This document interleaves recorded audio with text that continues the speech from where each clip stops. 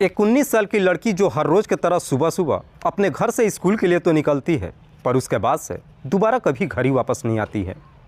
ज़रा सोच करके देखिए कि अगर कोई जवान बेटी अचानक अपने घर से गायब हो जाए, उसके माता पिता के दिल पे क्या गुजरेगी। उसके माता पिता थाने में भी जाते हैं, लेकिन बावजूद इसके उन्हें कोई बेनिफिट नहीं मिलता है। पर आखिरकार 38 दिनों बाद एक ऐसी सच्चाई सामने निकल कर आती है जिसे सुनने के बाद हर कोई चौंक सा जाता है। वाकई में दोस्तों, आज की जो कहानी है ये आपको भी हैरान कर देने वाली है। नमस्कार, आदाब, मैं हसमुद्दीन और आप देख रहे हैं सफ़र क्राइम तक। आज की जो सच्ची घटना मैं आपको सुनाने वाला हूँ, ये घटना है चंडीगढ़ प्रदेश की। चंडीगढ़ का एक शहर पड़ता है पंचकूला, और इसी पंचकूला का एक थाना पड़ता है मनसा देवी। बात कर रहा हूँ मैं 27 अप्रैल की सुबह के करीब 6 बजे के आसपास। दरअसल इसी मनसा देवी थाने के अंतर्गत सेक्टर 5 में मजदूरों ने अपनी कुछ झुग्गियाँ बना रखा है। इन्हीं झुग्गियों की कुछ महिलाएं सुबह सुबह जंगल में जब लकड़ियां काटने के लिए जाती है तो देखती है कि जंगल में आग जल रहा है। आग के नज़दीक जब जाती है तो वहां का नज़ारा देख वो जोर जोर से चीखने चिल्लाने लगती है, और चिल्लाते हुए वहां से भागते दौड़ते वापस फिर से झुग्गी में आती है और आकर के लोगों से बताती है कि दरअसल जंगल में एक मानव शरीर जल रहा है। झुग्गी के लोगों को जब मालूम चलता है, धीरे धीरे लोग जंगल में इकट्ठा हो जाते हैं।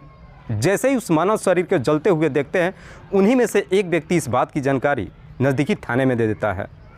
इधर पुलिस को जैसे ही सूचना मिलती है, पुलिस तुरंत ही अपने टीम के साथ घटनास्थल पर पहुंचती है, लेकिन तब तक वो डेड बॉडी लगभग पूरी तरीके से जल चुका था। लेकिन पुलिस जब डेड बॉडी को चेक करती है तो मालूम चलता है कि मरने वाली एक महिला है। पुलिस जब घटनास्थल की मुआयना करती है तो वहाँ पर पुलिस को एक बोरी बरामद होती है। साथ ही साथ वहाँ पे एक दोपहिया वाहन के आते जाते हुए टायर का निशान दिखाई देता है।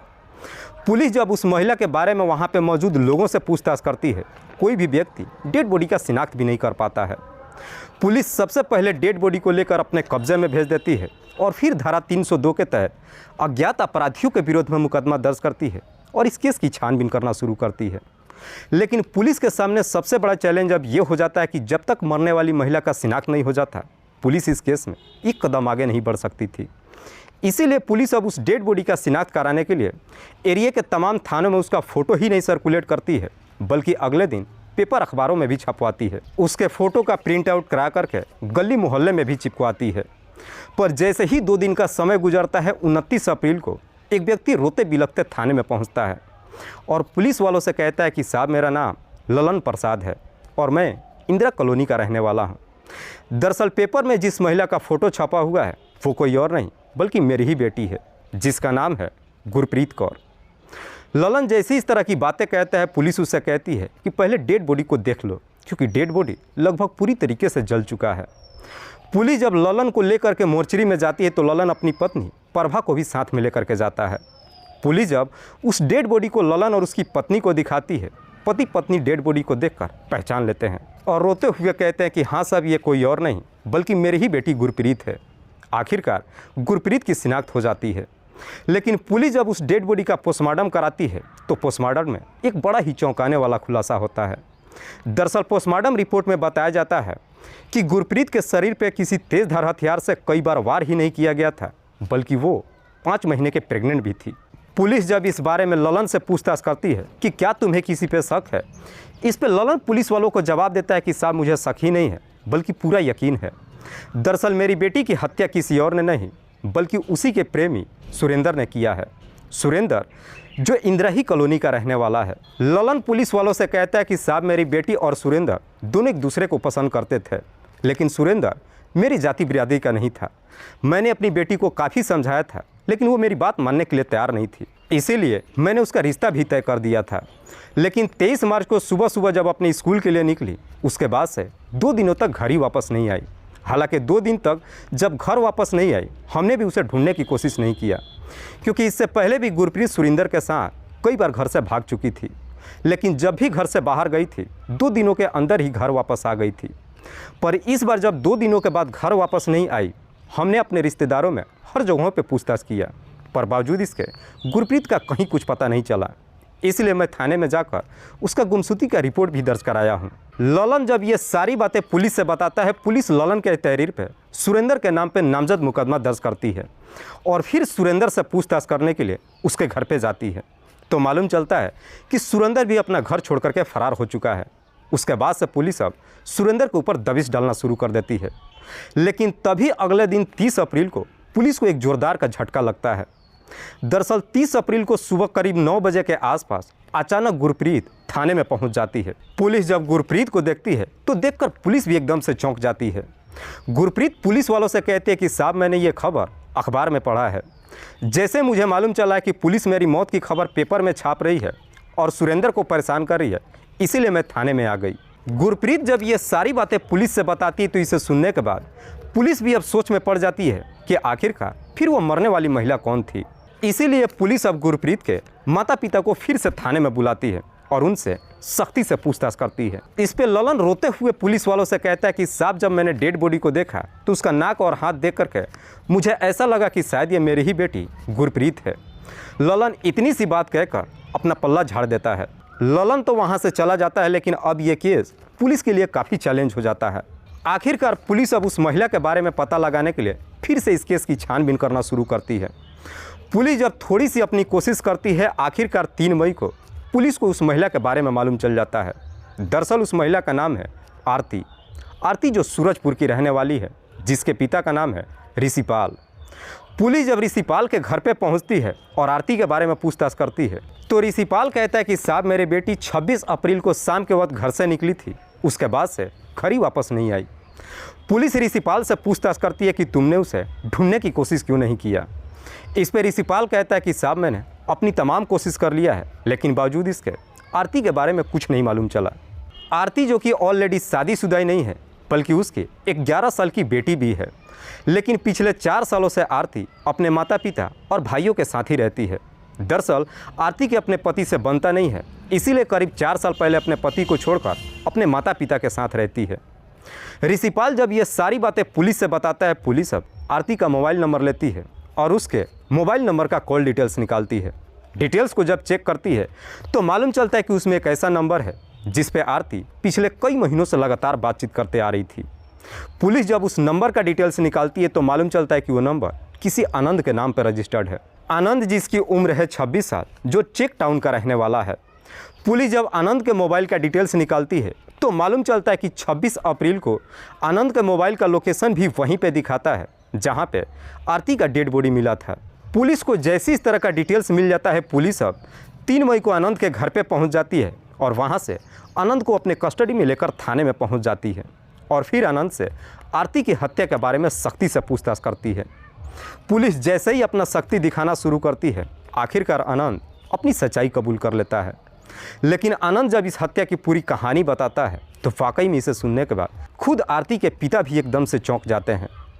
दरअसल इस कहानी की शुरुआत होती है घटना से ठीक लगभग 9 महीने पहले। आनंद भी जो बिल्कुल आरती के जैसा ही है। आनंद भी ऑलरेडी शादीशुदा है, लेकिन उसकी पत्नी से नहीं बनता है, इसीलिए आनंद भी अपने माता पिता और छोटे भाई के साथ अकेले ही रहता है। करीब 9 महीने पहले एक दिन आरती अपने भाभी के साथ मार्केट के एक शोरूम में जाती है कपड़े खरीदने के लिए। उसी कपड़े के दुकान में आरती की मुलाकात आनंद से होती है। आनंद जो उसी कपड़े के दुकान में जॉब करता है। पहली बार आनंद और आरती की जब मुलाकात होती है, दोनों ही एक दूसरे को पसंद कर लेते हैं और उसके बाद से अपना अपना मोबाइल नंबर एक दूसरे के साथ शेयर कर लेते हैं। जैसे ही दोनों को एक दूसरे का मोबाइल नंबर मिल जाता है, उसके बाद से फ़ोन के जरिए एक दूसरे से बातचीत करने लगते हैं। बातचीत करते करते जब दोनों अपनी अपनी कहानी एक दूसरे को सुनाते हैं तो मालूम चलता है कि दोनों ही एक ही राह पे चल रहे हैं, जिसकी वजह से आनंद और आरती एक दूसरे के काफ़ी करीब आ जाते हैं। इतना करीब आ जाते हैं कि आखिरकार एक दिन दोनों के बीच में अवैध संबंध भी बन जाता है। एक बार जब ये सिलसिला शुरू होता है, उसके बाद से अक्सर घर के बाहर एक दूसरे से मुलाकात भी करने लगते हैं। लेकिन जैसे ही आरती और आनंद के बीच में प्रेम प्रसंग शुरू होता है, इस बात की जानकारी दोनों के परिवार वालों को भी मालूम चल जाता है। लेकिन बावजूद इसके दोनों के परिवार वाले इसका विरोध नहीं करते हैं। इसलिए अब आनंद आरती को अपने घर पे भी बुलाने लगता है। धीरे धीरे जब समय गुजरता है, आरती और आनंद दोनों एक दूसरे के इतने करीब आ जाते हैं कि अब आरती आनंद से शादी करने का फैसला कर लेती है। लेकिन तभी इसी बीच आरती प्रेग्नेंट हो जाती है। हालांकि जब प्रेग्नेंट होती है, आरती बेहद ही खुश होती है और ये खुशखबरी आनंद को भी देती है। लेकिन आनंद को जब मालूम चलता है कि आरती प्रेग्नेंट हो चुकी है, ये सुनकर उसके पैरों तले ज़मीन खिसक जाती है। आरती अब आनंद से कहती है कि हम शादी कर लेते हैं। लेकिन शादी की जब बात कहती है, आनंद उसे समझाते हुए कहता है कि हमें थोड़ा सा और वक्त चाहिए। जैसे ही थोड़े दिन का और वक्त गुजर जाता है, आरती फिर से जब आनंद से शादी करने के लिए बात कहती है, अब आनंद शादी करने से इनकार करने लगता है। दरअसल आनंद जो आरती से कभी शादी करना ही नहीं चाहता था। इधर आरती को जब एहसास होने लगता है कि आनंद उसे शादी नहीं करना चाहता है, अब आनंद के ऊपर दबाव डालने लगती है। जब दबाव डालना शुरू करती है, आनंद इस प्रकार से गुस्से में आ जाता है कि एक दिन आरती को फटकार लगाते हुए कहता है कि मैं कैसे मान लूं कि तुम्हारे पेट में जो बच्चा पल रहा है वो मेरा ही है, तुम्हारा और भी न जाने कितने लोगों के साथ में अवैध संबंध चल रहा होगा। जैसे इस तरह की बातें कहता है, ये सुनकर आरती एकदम से गुस्से में आ जाती है। उसके बाद से आनंद से बातचीत करना बंद कर देती है। धीरे धीरे जब समय गुजरना शुरू होता है, लगभग 5 महीने का समय गुजरता है, जिस वजह से आरती का बच्चा 5 महीने का हो जाता है और उसका शरीर भी बदलने लगता है, जिस वजह से आरती अब काफ़ी चिंतित हो जाती है और फिर से आनंद के ऊपर शादी करने का दबाव डालने लगती है। इस कदर से दबाव डालती है कि आनंद भी अब समझ जाता है कि आरती उसका पीछा नहीं छोड़ने वाली है। इसीलिए अब आनंद आरती को हमेशा के लिए इस दुनिया से ही हटाने का तय कर देता है और फिर आरती को इस दुनिया से हटाने के लिए एक षड्यंत्र बनाता है और इसी षड्यंत्र के तहत 26 अप्रैल को शाम के वक्त आरती को अपने घर पे बुलाता है। शाम के वक्त आरती जब आनंद के घर पे पहुंचती है, उस वक्त आनंद का छोटा भाई आज़ाद भी घर पे ही मौजूद था। जब घर पे पहुंचती है, आनंद आरती को काफ़ी समझाने की कोशिश करता है कि तुम अपना अबॉर्शन करा लो, लेकिन आरती कहती है कि अब ये हो ही नहीं सकता है, क्योंकि अब मैं अगर ऑपरेशन कराऊंगी तो मेरे जान का खतरा हो सकता है, बेहतर है हम शादी कर लेते हैं। आनंद जब अपनी तमाम कोशिश कर लेता है, आरती जब उसकी बात नहीं मानती है, आनंद इस प्रकार से गुस्से में आ जाता है कि अपने घर में ही आरती की बुरी तरीके से पिटाई करना शुरू करता है। इस तरीके से पिटाई करता है कि आखिरकार आरती बेहोश हो जाती है। आरती जैसे ही बेहोश हो जाती है, उसके बाद से आनंद अपने भाई के साथ मिलकर आरती की गला दबाकर हत्या कर देता है। आरती की जब मौत हो जाती है, उसके बाद से आनंद अपने घर के अंदर से एक तेज़धार हथियार लेकर आता है और उस हथियार से आरती के ऊपर एक पर एक कई सारे वार कर देता है। आरती की जब मौत हो जाती है, उसके बाद से दोनों भाई मिल करके आरती की डेड बॉडी ठिकाने लगाने के लिए उसके डेड बॉडी को एक बोरी में पैक कर देते हैं और रात्रि के करीब 2 बजे के आसपास आरती की डेड बॉडी को उसी के स्कूटी पर लेकर के अपने इलाके से निकल पड़ते हैं और सीधे मनसा देवी के जंगल में पहुंच जाते हैं। जैसे वहां पे सुनसान जगह मिलती है, दोनों मिलकर के आरती की डेड बॉडी को जंगल में ही फेंक देते हैं। फिर आरती की स्कूटी लेकर नज़दीकी पेट्रोल पंप पे जाते हैं और टंकी फुल करवा कर आते हैं।